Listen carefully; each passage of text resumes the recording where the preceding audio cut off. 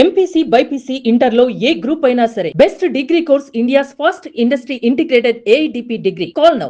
నమస్తే, నేను విజయ్. ప్రస్తుతం తెలంగాణలో ముఖ్యంగా హైదరాబాద్లో హైడ్రా కమిషనర్ మీద హైకోర్టు చేసినటువంటి సూచనలు, వ్యాఖ్యలు ఇప్పుడు సంచలనంగా మారాయి. నిజంగా ఆ కమిషనర్ పోస్టులోకి ఐజీ స్థాయి అధికారిని తీసుకోవాలంటూ హైకోర్టు చేసినటువంటి సూచన ఇప్పుడు నిజంగా చాలా తెలంగాణ పాలిటిక్స్లో, హైదరాబాద్ నగరంలో చాలా సెన్సేషన్గా మారిపోయింది.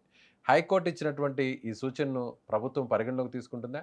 మరి రంగనాథ్ గారి పరిస్థితి ఏంటి తెలుసుకునే ప్రయత్నం చేద్దాం. మనతో పాటు హైకోర్టు అడ్వకేట్ ఉన్నారు. సార్ నమస్తే.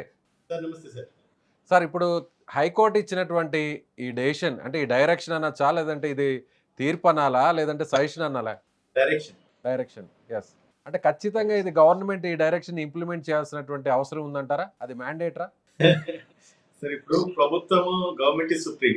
ఓకే, హైకోర్టు ఖచ్చితంగా అంటే ఇప్పుడున్న పరిస్థితులలో హైడ్రా మీద ఒక కమిషనర్ రంగనాథ్ చేపడుతున్న చర్యల మీద చాలా మంది ఈరోజు అఫెండ్ అయి ఉన్నారు. ఎందుకంటే హైడ్రా వచ్చింది ఒక మంచి పర్పస్ గురించి, అంటే వాటర్ కానీ, లేక్ కానీ, గ్రీనరీ కానీ కాపాడాల్సిన బాధ్యత ప్రభుత్వం మీద ఉంటుంది, ప్రభుత్వ యంత్రాంగం మీద ఉంటుంది. Right sir. కొత్తలో హైడ్రా వచ్చినప్పుడు ఏదైతే చర్యలు చేపట్టినారో దాంట్లో చాలా మంది కూడా హర్షం వ్యక్తం చేసినారు. ఎవరిని కూడా లెక్క చేయకుండా, ఖరారు చేయకుండా హైడ్రా పని చేస్తూ ఉన్నది. అండ్ హైడ్రా ఒక మెయిన్ ఆబ్జెక్ట్ కెనాల్స్, రివర్స్ ఏవైతే ఉన్నాయో వాటిలో ఇల్లీగల్ గా కన్స్ట్రక్షన్ చేసిన వాళ్ళు కావచ్చు, గవర్నమెంట్ ప్రాపర్టీస్ ని ఇల్లీగల్ గా ఎంక్రోచ్ చేసిన వాళ్ళు కావచ్చు, అటువంటి వాళ్ళ మీద ఉక్కుపాదం మోపుతూ ఉన్న వాళ్ళందరినీ కూడా తొలగించాలి. గత ప్రభుత్వంలో ఏవైతే చర్యలు చేపట్టినారో అంటే ఇల్లీగల్ కన్స్ట్రక్షన్ చేసిన వాళ్ళు, అనాథరైజ్ పర్మిషన్స్ తీసుకున్న వాళ్ళు, ఇల్లీగల్ గా బిల్డింగ్లు కట్టిన వాళ్ళు, చెరువులు నాలాలు కబ్జా చేసిన వాళ్ళు, బఫరింగ్ జోన్, క్యాచ్మెంట్ ఏరియాను కూడా లెక్క చేయకుండా ఎవరైతే ఇల్లు కట్టినారో, బిల్డింగ్లు కట్టినారో, హై రైజ్ డోన్స్, టవర్స్ కట్టినారో వాళ్ళందరి మీద ఈ ప్రభుత్వము ఉక్కుపాదం మోపుతున్నది మనము గమనిస్తా ఉన్నాం సార్. సో ఇందులో భాగంగా ఒక నీతి నిజాయితీ గల అధికారిని నియమించాలనే ఈనాటి ప్రభుత్వం రేవంత్ రెడ్డి గారు తీసుకున్న నిర్ణయంలో భాగంగానే హైడ్రా కమిషనర్ రంగనాథన్ ఐపీఎస్ గారు. కొన్ని సెగ్మెంట్ ఆఫ్ పీపుల్ కు నచ్చుతున్నాయి, కొన్ని సెగ్మెంట్ ఆఫ్ పీపుల్ కు నచ్చుతలేదు.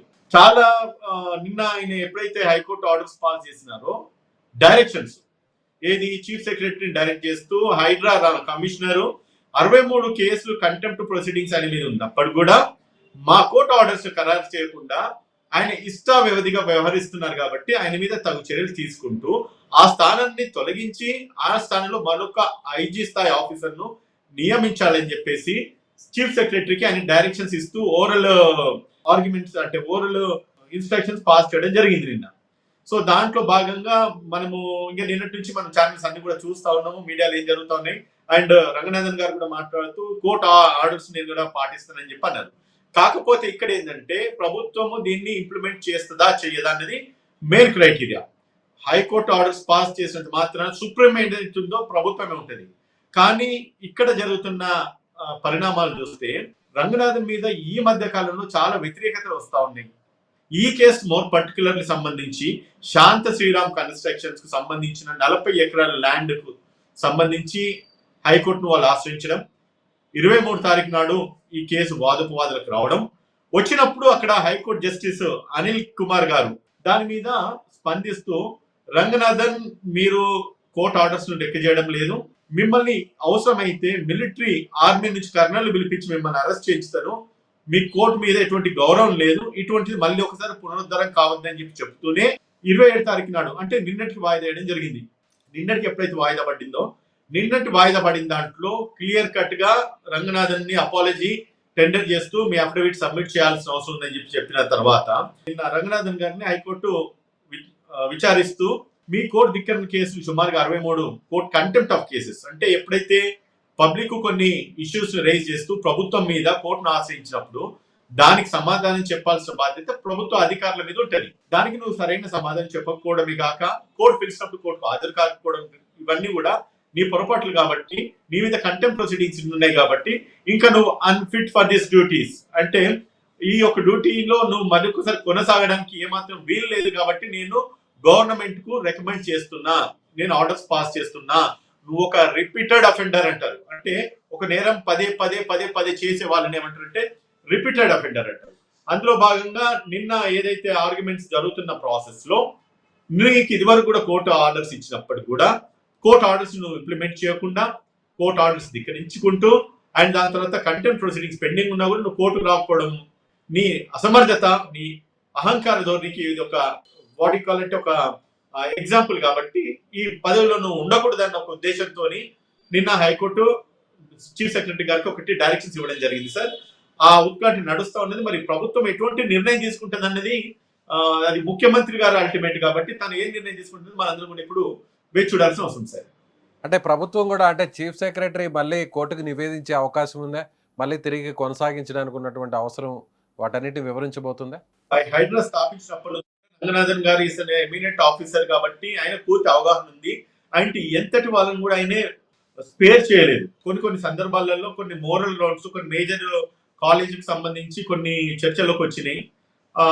ఓఎస్సీకి సంబంధించిన కాలేజ్ ఏదైతే ఉందో దాన్ని కూల్చట్లేదు, అండ్ బడా బాబుల ఇల్లు కూల్చట్లేదు, అండ్ పెద్ద వాళ్ళకేమో హైకోర్టు నుంచి వెళ్ళి స్టే తెచ్చుకునే విసులుబాటు కలిగేస్తున్నారు. కానీ పేదవాళ్ళకి ఆ విసులుబాటు లేకుండానే మీరు వాటి మీద చర్యలు అతి త్వరలో అంటే కోర్టుకి వెళ్ళే అవకాశం లేకుండా సాటర్డేస్ సండేస్ మీరు కూల్ చేస్తా ఉన్నారు. దాని తర్వాత early in the morning 4 o'clock 5 o'clock కూడా లెక్క చేయకుండా టైం కూడా చూడకుండా ఇంట్లో ఉన్న పిల్లల్ని నిర్దాక్షిణంగా బయటికి లాగేసి కనీసం వాళ్ళ పుస్తకాలు కూడా బయటికి తీసుకునే పరిస్థితి లేకుండా, అదే విధంగా కనీసం వాళ్ళ అంట్లకో తిండికో కావాల్సిన సామాన్లు పనిముట్లు బట్టలు కూడా బయటికి తీసుకురాకుండా అంతా ఇన్హ్యూమన్ గా మీరు బిహేవ్ చేస్తున్నాం అంతా కూడా ఇల్లీగల్. అది అప్రోప్రియేట్. చిన్న వాళ్ళకు ఒక న్యాయం, పెద్ద వాళ్ళకు ఒక న్యాయం అనేది చాలా చోట్ల ఇటువంటి పిటిషన్స్ హైకోర్టులో ఫ్రీక్వెంట్ పడతా ఉన్నాయి. అండ్ మోర్ ఓవర్ ఇప్పుడు మీకు ఇలాంటి ఛానల్స్ అన్ని కూడా ఈ జరుగుతున్న ఇన్సిడెంట్స్ అన్నిటిని కూడా పబ్లిక్ లోకి ఎప్పటికప్పుడు వెలుగులోకి తీసుకురావడం వల్ల కూడా పబ్లిక్ అవేర్నెస్ కూడా ఎక్కువ వస్తున్నది, పబ్లిక్ నాలెడ్జ్ లో కూడా ఉంటా ఉన్నది. అంటే ఏమైందంటే ఒకటే, ఇప్పుడు నెగిటివ్ కాయిన్ ఏదైతే ఉన్నదో అది తొందరగా స్ప్రెడ్ అవుతుంది, పాజిటివ్ కాయిన్ ఏది స్ప్రెడ్ కాదు. నిన్న ఆయన మాట్లాడుతున్నారంటే 1,00,000 కోట్ల ప్రభుత్వ ఆస్తులను మేము కాపాడగలిగినాం హైడ్రా తీసుకున్న చర్యల వల్ల. ఇల్లీగల్ ట్రెస్పాస్ చేసిన వారు, ఇల్లీగల్ ఆక్యుపెంట్స్ ఎవరెవరైతే ఉన్నారో వారందరినీ కూడా మేము హైడ్రా ద్వారా వాళ్ళందరినీ కూడా మేము పూర్తిగా నిర్మూలించేసి ప్రభుత్వ వనరులను లేకపోతే ఎన్విరాన్మెంట్ ను లేకపోతే వాటర్ రిసోర్సెస్ ని మేము కాపాడగలిగినాం. ఇది మా యొక్క విధుల యొక్క ప్రావీణ్యం అని చెప్పి వాళ్ళు చెప్పుకొస్తున్నారు. కొన్ని సందర్భాలలో వాళ్ళు మాట్లాడితే ఏంటంటే కంటెంట్ వేసిన పిటిషనర్ దారులంతా కూడా బడా బాబులు ఎవరైతే ఉన్నారో ఇల్లీగల్ గా వాళ్ళు ఎంక్రోచ్ చేసిన వాళ్ళే. సో ఇది ఒక వర్షన్ నడుస్తా ఉంటే మరొక వర్షన్ కూడా ఏం మాట్లాడతారంటే మరి అందరికీ సమన్యాయం ఉండాలి కదా, కొందరికి ఒక న్యాయం మరికొందరికి ఇంకొక న్యాయం ఎందుకు? పెద్దవాళ్ళకి ఎప్పుడైతే కోర్టుకు వెళ్ళడానికి విసులుబాటు కలిగేస్తా ఉన్నారు, కానీ పేదవాళ్ళకి అది ఆ విసులుబాటు లేదు. ఎప్పుడైతే పేదవాళ్ళ మీద దాడి జరుగుతుందో అది మీడియాలో కొంచెం సాఫ్ట్ అండ్ సెన్సిటివ్ గా స్ప్రెడ్ అవుతా ఉంది న్యూస్. పెద్దవాళ్ళ మీద కదా ఆఫ్ కోర్స్ నాగార్జున కన్వెన్షన్ ఎప్పుడైతే కూలగొట్టినారో అప్పుడు అది స్టేట్ గవర్నమెంట్ కానీ లేకపోతే అధికారులకు కానీ ఒక పాజిటివ్ మెసేజ్ అయితే క్యారీ అయింది. సైమల్టేనియస్ గా ఎప్పుడైతే పేదవాళ్ళ ఇంట్లో మీద దాడి చేసేసి కూలగొట్టినారో అది ఒక నెగిటివ్ మెసేజ్ క్యారీ అయింది. హైడ్రా అనేది అంటే రాష్ట్ర ప్రభుత్వం ఏ విధంగా అయితే నడుస్తా ఉన్నదో దానికి ఈక్వల్ గా ప్యారలల్ గా హైడ్రా అన్న ఒక ఆర్గనైజేషన్ ఈ యొక్క సంస్థ కూడా నడుస్తా ఉన్నది. సో కాబట్టి పబ్లిక్ మీరు చెప్పినట్టుగా 1,00,000 కోట్ల రూపాయలకు పైగా వాల్యూ చేసేటువంటి విలువైనటువంటి చెరువుల్ని తిరిగి కాపాడారు, భూముల్ని స్థలాలను కూడా కాపాడారు. అయితే ఇప్పుడు అందరి మధ్యలో ఉన్నటువంటి డౌట్ ఏంటంటే హైకోర్టు ఇచ్చినటువంటి డైరెక్షన్ను ఖచ్చితంగా పాటించాలా లేదా? ఇప్పుడు రంగనాథ్ గారి ప్లేస్లో వేరే వాళ్ళు వస్తున్నారా? అలాగే సోషల్ మీడియాలో కూడా రకరకాల వేరే పేర్లు కూడా వినిపిస్తున్నాయి. సో రంగనాథ్ గారి ప్లేస్లో వీళ్ళని నియమించబోతున్నారు, ప్రభుత్వం ఆ దిశగా కూడా నిర్ణయం తీసుకోబోతుంది అని కూడా జరుగుతుంది. అంటే యాజ్ ఒక హైకోర్టు అడ్వకేట్గా లీగలాటీస్ని ఒకసారి మనం చెక్ చేస్తే, సో లీగల్ ప్రకారం మీరు ఒకసారి మనం చూస్తే, సో అందులో ఖచ్చితంగా ఇంప్లిమెంట్ చేయాల్సిందే, వేరొకరిని తీసుకొచ్చి అక్కడ మళ్ళీ నియమించాల్సిందే అనేటువంటి పరిస్థితి ఉంటుందా? లేదంటే మళ్ళీ కోర్టుకు విన్నవించుకోవడము, లేదంటే మళ్ళీ కోర్టుకి చెప్పిన తర్వాత కోర్టు మళ్ళీ దాన్ని ప్రభుత్వం ఇచ్చినటువంటి ఆ సూచనను కూడా లేదంటే ప్రభుత్వం వివరించిన తర్వాత కూడా అర్థం చేసుకొని యాజ్ ఇట్ ఈస్గా కంటిన్యూ చేయడానికి ఛాన్స్ ఉంటుంది సింపుల్గా? ఇప్పుడు వన్స్ కోర్టు ఆర్డర్స్ ఏదైతే ఇన్స్ట్రక్షన్స్ ఇచ్చున్నారో దాన్ని కనుక ఒకవేళ పాటిస్తే ఏమవుతుందంటే అడ్మిషన్ అవుతుంది. ఏది ప్రభుత్వం తప్పు చేసింది అండ్ ప్రభుత్వం సరి చేసుకోలేదు కాబట్టి కోర్టు ఇంటర్ఫియరెన్స్ వల్ల అతను మార్చాల్సి వస్తుంది. అది ఒకటి సార్, మనం కొన్ని విషయాలు సైంటిఫిక్ గా ఆలోచించాలి, టెక్నికల్ గా ఆలోచించాలి, అండ్ తర్వాత లీగల్ ప్రాస్పెక్ట్స్ లో కూడా ఆలోచించాలి. సైంటిఫిక్ గా టెక్నికల్ గా ఒకవేళ ఆలోచిస్తే కనుక, ఒకవేళ ఆయన తొలగిస్తే కనుక ప్రభుత్వము తను చేసిన తప్పులో ఒక భాగస్వాములు అయినట్టు అయింది. Right sir. సో ఆయన తొలగించాల్సిన అవసరం ఏ మాత్రం ఉందనేది ఇప్పుడు గవర్నమెంట్ నుంచి కూడా గవర్నమెంట్ లీడర్స్ కానీ లేకపోతే అడ్వకేట్ జనరల్ గారు కానీ తను కూడా వాళ్ళ యొక్క ఆర్గ్యుమెంట్స్ కూడా కోర్టు ముందు ప్రజెంట్ చేస్తారు. అండ్ ఆయన తొలగించడం ఎంత మటుకు అవసరమో అవసరం లేదనేది కూడా కోర్టును కన్విన్స్ చేసే విధంగానే రేపు చర్యలు చేపడతారే కానీ ఉన్న పనంగా రంగనాథ్ గారిని తొలగించడం అంటే ప్రభుత్వంలో జ్యుడిషియరీ ఇంటర్ఫియరెన్స్ ఉన్నప్పుడు ఎప్పుడైతే ఒక ప్రభుత్వ అధికారి తప్పు చేసిందని చెప్పి జ్యుడిషియరీ దాన్ని నిర్ధారించేసి ఒకవేళ ప్రభుత్వానికి ఒక ఇన్స్ట్రక్షన్స్ ఇచ్చి దాన్ని పాటించినట్టయితే సైంటిఫిక్ గా ఆలోచించితే తన నేరాన్ని ప్రభుత్వం కూడా ఒప్పుకున్నట్టయితే తర్వాత హైడ్రా రంగనాథన్ తను పని చేసింది ప్రభుత్వానికే కదా, తన వ్యక్తిగత అవసరాలకు తన ఇంటి గురించి పని చేసుకున్నది కాదు. ఆయన మీద ఏదైనా చర్యలు చేపట్టండి అని చెప్పి కోర్టు ఆదేశాలు జారీ చేస్తే వెంటనే ప్రభుత్వం రియాక్ట్ కావడానికి. సో నేనేమంటున్నానంటే దేర్ షుడ్ బి అంటే 2 sides ఆఫ్ ద కాయిన్ మనం చూడాల్సిన అవసరం ఉంది. కోర్టు డైరెక్షన్స్ ఎంత మటుకు పాటిస్తారు ఒక వంతు అయితే, మరి కోర్టు డైరెక్షన్ పాటిస్తే ప్రభుత్వం మీద కూడా అది ఒక హైడ్రా రంగనాథన్ చేసిన తప్పును ప్రభుత్వం కూడా యాక్సెప్ట్ చేసినట్టు అవుతుంది కదా సార్. సో కాబట్టి తనను విధుల్లోంచి తొలగించి ఇంకొక పొజిషన్ కు ఇవ్వాలా లేదంటే కనుక ఇంకొక అధికారిని ఆ ప్రాంతంలో వెయ్యాలా అనేది కూడా అది ప్రభుత్వం నిర్ణయం తీసుకోవాల్సింది. హైకోర్టు డజంట్ హ్యావ్ అంటే కోర్టుని ఒప్పించేటువంటి సాధ్యాసాధ్యాలు ఉంటాయంటారా? జనరల్ గా ఉంటుంది ఆ ప్రొసీజర్ అనేది ఉంటుందా జనరల్ గా జ్యుడిషియరీలో? మళ్ళీ పబ్లిక్ ప్రాసిక్యూటర్ నేరుగా తీసుకొచ్చి కోర్టుకు విన్నవించిన తర్వాత రంగనాథ్ గారిని ఎందుకు కొనసాగించాలి, అక్కడ ఎక్కడ పొరపాటు జరిగింది, కోర్టు అర్థం చేసుకోవడంలోనా లేదంటే జడ్జి గారికి ఇచ్చినటువంటి రిపోర్ట్స్లోనా, వీటన్నిటిని మళ్ళీ డీటెయిల్గా అక్కడ చర్చించుకునే పరిస్థితి ఉంటుందా రెండోసారి? సార్ ఒకటి ఆన్ ఫేస్ ప్రైమా ఫేసి మనకు కనబడుతున్న పొరపాటు ఏంటంటే 63 కంటెంప్ట్లు తన మీద పెండింగ్ లో ఉన్నాయి ఒకటి. అండ్ దాని తర్వాత మోర్ పర్టికులర్లీ ఈ కేసుకు సంబంధించింది ఏదైతే ఉన్నదో శాంత శ్రీరామ్ కన్స్ట్రక్షన్స్ విషయంలో రంగనాథన్ చేసిన వ్యవహారం ఏదైతే ఉందో అది కోర్టు పరిధి ఇంటర్ఫియరెన్స్ లో ఆయన ప్రాపర్ గా రెస్పాండ్ కాకపోవడం అనేది కోర్టు చేసిన తప్పిదం, అంటే రంగనాథ్ గారు చేసిన తప్పిదం.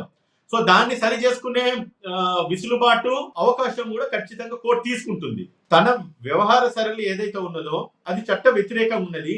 అండ్ చట్ట వ్యతిరేకంగా నీ మీద ఎప్పుడైతే కేసులు పడినాయో దానికి సమాధానం చెప్పాల్సిన బాధ్యత అది ఒక అధికారిగా తనకు ఉన్నది. అండ్ కోర్టు డైరెక్షన్స్ ఇచ్చినప్పుడు ఖచ్చితంగా పాటించాలి అండ్ కోర్టుకు వచ్చి సమాధానం చెప్పుకోవాలి. చెప్పకపోవడం వల్లనే ఈ పొరపాటు డొల్లిందన్న విషయాన్ని మనందరం కూడా గ్రహించాల్సిన అవసరం ఉంది.